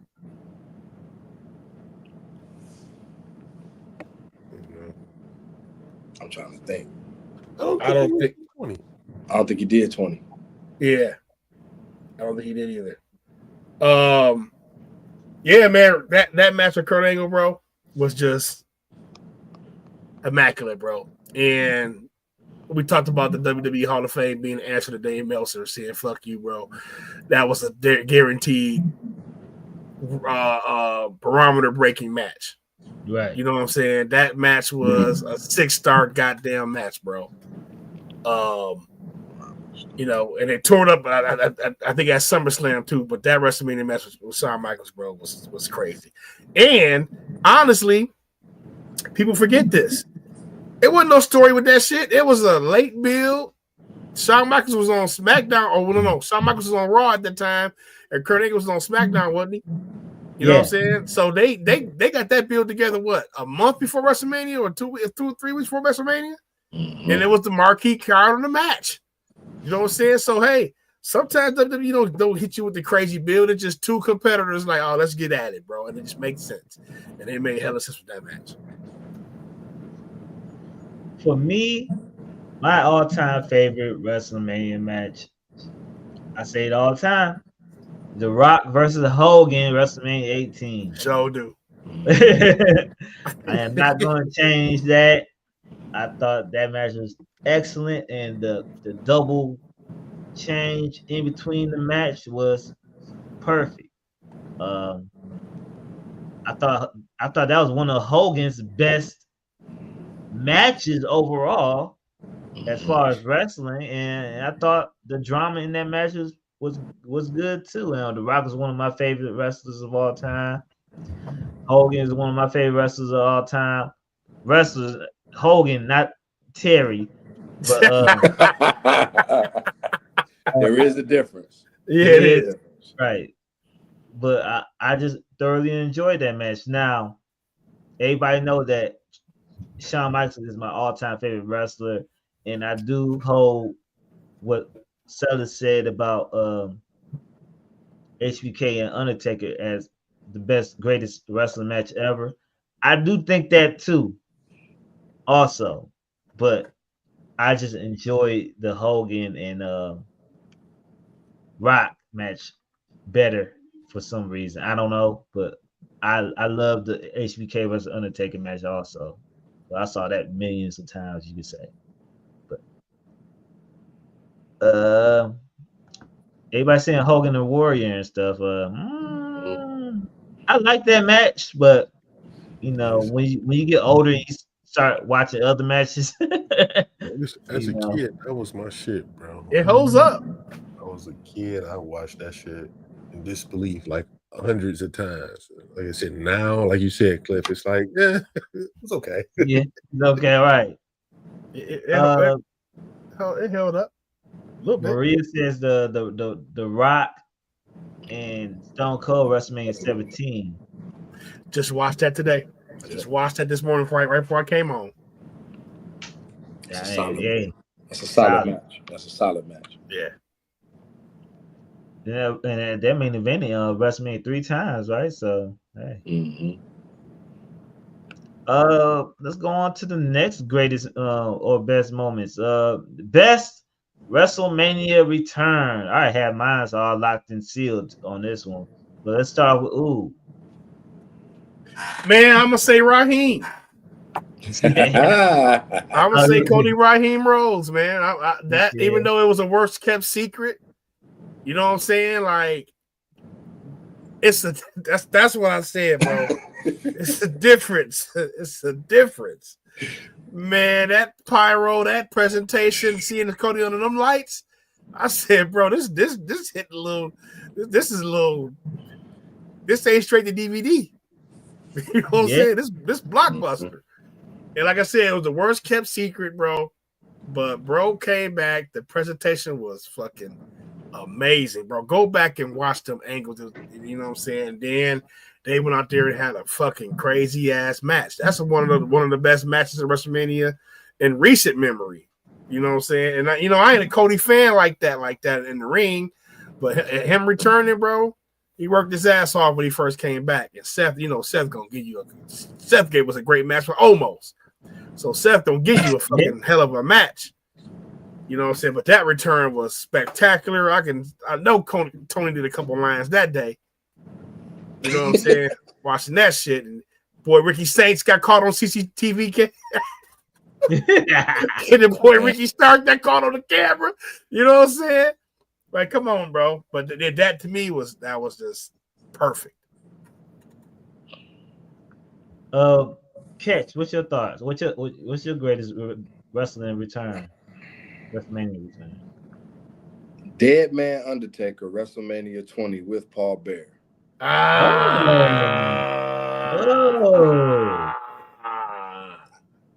remember damn near jumping out my damn skin, dog, like, because I was shocked. You know what I'm saying? Like, okay, we ain't got, biker taker no more. We got the dead man back. And I just remember Paul Bear, like, with the, the oh yes, like so then the shit hit, then the Druids came out the fire. For me, that was Dead Man Undertaker, WrestleMania 20. Bundles, what's your greatest WrestleMania return? I was gonna say Cody, but Oob already got that one, so I'm gonna pull one from my childhood. Ultimate Warrior, WrestleMania 8, bro. Main event. Mm-hmm. He came out the botched main event between Hogan and Justice, bro.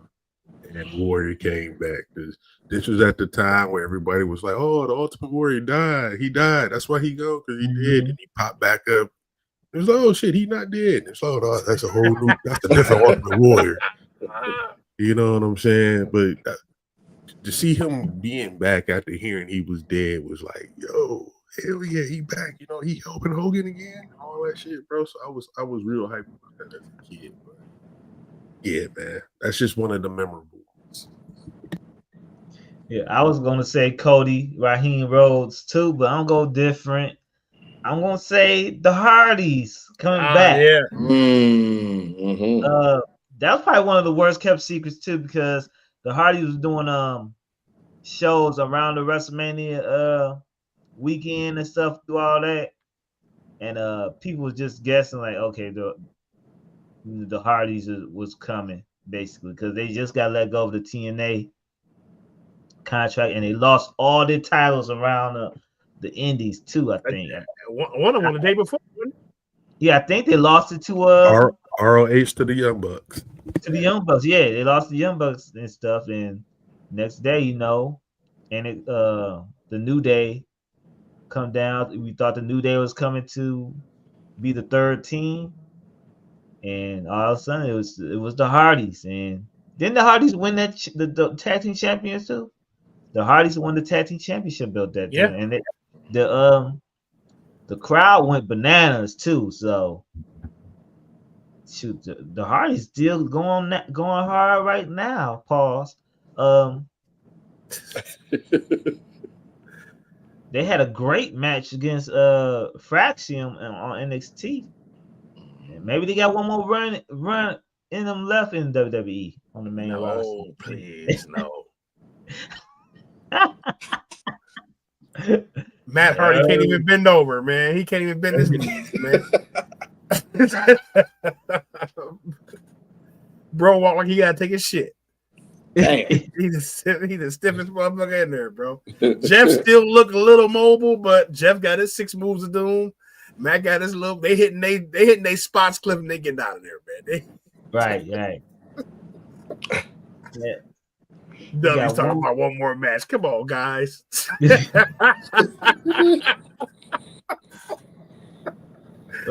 got one more. We got best wrestling video game. I didn't put WrestleMania video game because I don't think it's too many video games. It was. But we can go best one. WrestleMania for Nintendo. Oh yeah, okay. That's the girls in the car when they played everybody theme during the matches. That shit stuck in my head for 40 years, bro. Every time I hear Hulk Hogan's song, I automatically think of Girls in the Car because in the video game, that's the song that played next. Let's go with it. What's the best WrestleMania video game? Let's start with Oop. I'm going WrestleMania 2000. N64. Oh yeah. N64, bro. And we had a system on Ardmore. We had the world title belt, which the world title holder could defend it when the world title holder could make his stipulations. The Intercontinental nigga had to defend it. They had to defend it once a week. The TV title nigga had to defend it every day. Damn. The hardcore title nigga had to defend it every time somebody called you out for it. Like you just used to be chilling. Hey, give me a title shot. Damn, come on. And then the tag team titles was it once a week, Cliff, with the tag team titles? Yeah, once a week. And then we played this bitch in my brother room who had a patio door back there. We had the basketball room in the backyard. So you either hooping or you was playing this guy Madden or WrestleMania 2000, bro. But we had everybody on the street participated. They give me a title shot, nigga. Hey, it's my turn, blah, blah, blah, blah, blah. But man, that had the best title system. It had the best customizations, bro. It was the last of the wrestling games before they switched to Def Jam Vendetta, wasn't it? I think so. Yeah. I think so. Def Jam Vendetta was classic. But I'm gonna say that. But if we go on wrestling games of all time, y'all know WWF Superstars Arcade was this. Come on, listen to this one of the pinnacles. But I'm gonna go into WrestleMania 2000. WrestleMania 2000. N64, 4 players. Catch, what's your favorite WrestleMania game? If we talking strictly WrestleMania? Yep. Fuck, I'm going boredom in my college years. WrestleMania, was it WrestleMania 19 on GameCube? Remember that? I never had a GameCube. I know what you're talking about, bro. I think I know what you're talking about. Miles had that clip. Yeah, if I'm mistaken. It played just like the 64 game. Yeah, they had that revenge mode on there. But you never could pick Mr. McMahon or Stephanie, though. You couldn't get revenge on them. But you can get revenge on anybody else in the game. I remember being mad about that because, Vince was a whole ass nigga during that time. You couldn't get no get back. But video game, just wrestling video game. I'm going with 2K14. Okay. That was the first time they had like the WrestleMania moments and all that on there.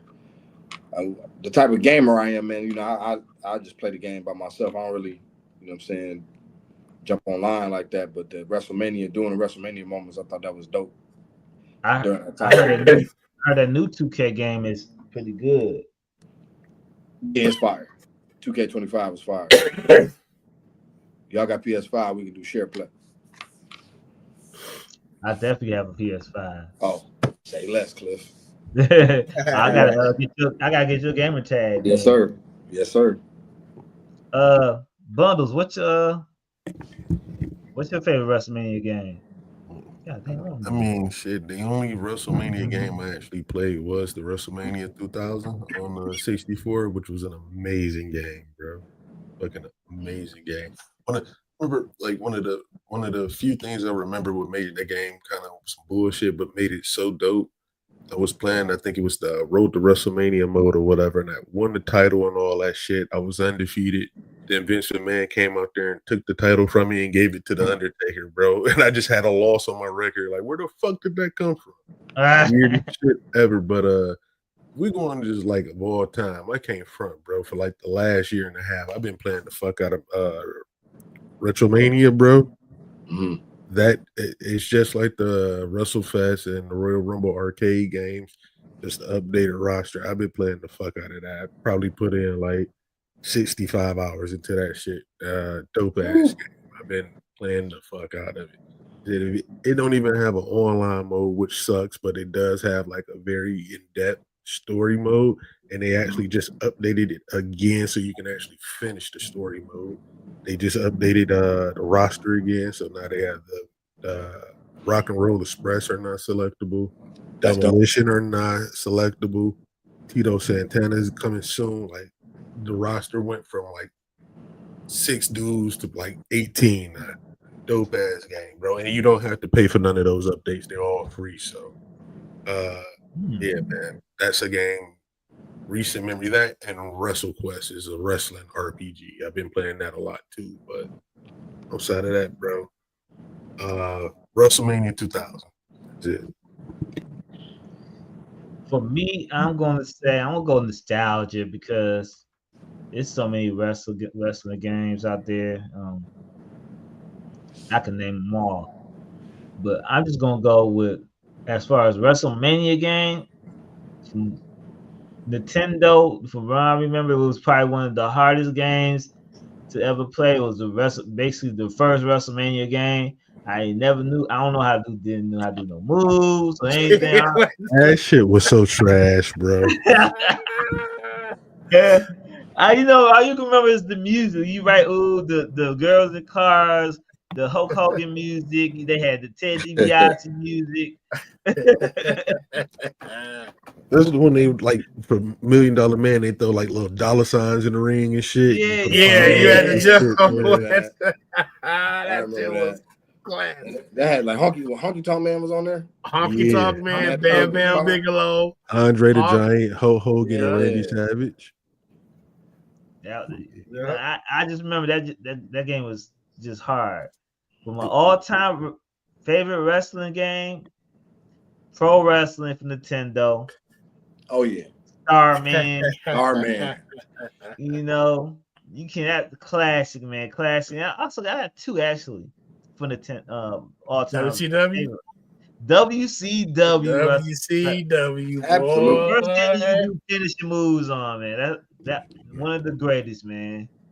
Talking about what's the name of the WCW game? It's just called World Championship Wrestling, bro. That's it. World Championship. Yeah. That's the one where like you have a nigga in a submission hold and a shadow figure just coming. Exactly. You had to put the power in the moves. Mm-hmm. At that brain buster, that man, we played the shit out of that growing up. We played the fuck out of that. Hawk, Ric Flair, Lex Luger, King, Dr. Death Steve Williams. Dr. Death Steve Williams. Eddie Gilbert. Yep. Wow. Man. I used to rent that for video counts at least once or twice a week, man.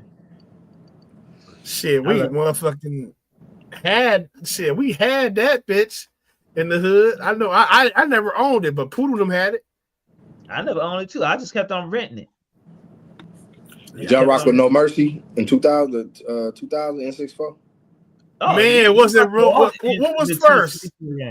Yeah, was No Mercy after? No Mercy came out after. Mercy was the last one, wasn't it? No Mercy was the last one. I think No Mercy was. No Mercy came out after WWE. Okay. Oh, okay. So no. Okay, so that one. Okay, so still WrestleMania 2000, my favorite WrestleMania game. But yeah, that No Mercy is when we had the titles in. Okay. And WrestleMania Arcade too, bro. Like that was probably one of the last WrestleMania Arcade, bro. Absolutely. WrestleMania Arcade. That shit was hard. But fellas, man, that is it for our WrestleMania show. We'll be back next week with another great topic and discussion for you guys. But do y'all have anything else to say to the YouTube world before we bid everybody do? We on the road to WrestleMania, man. So we got WrestleMania theme shows all the way up until WrestleMania. We hopping into the Discord this year, man. So we got 2 Discord chats.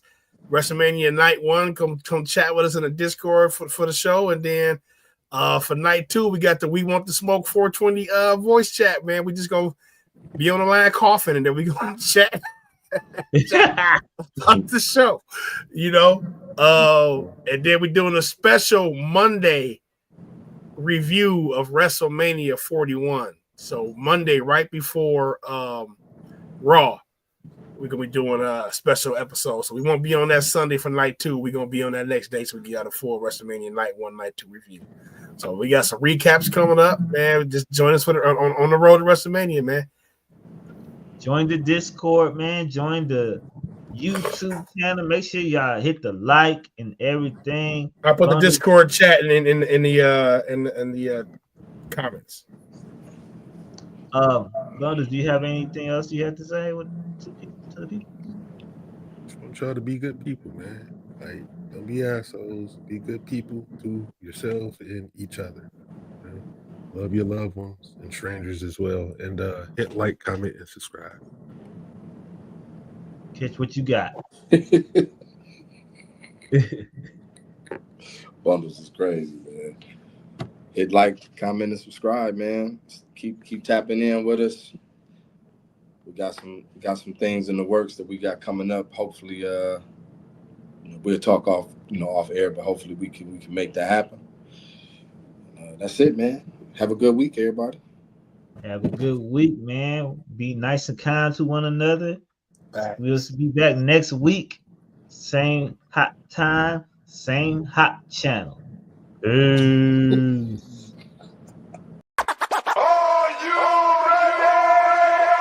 does it take to stop this madness crowd? Random count. Filthy underground is the sound you've been missing.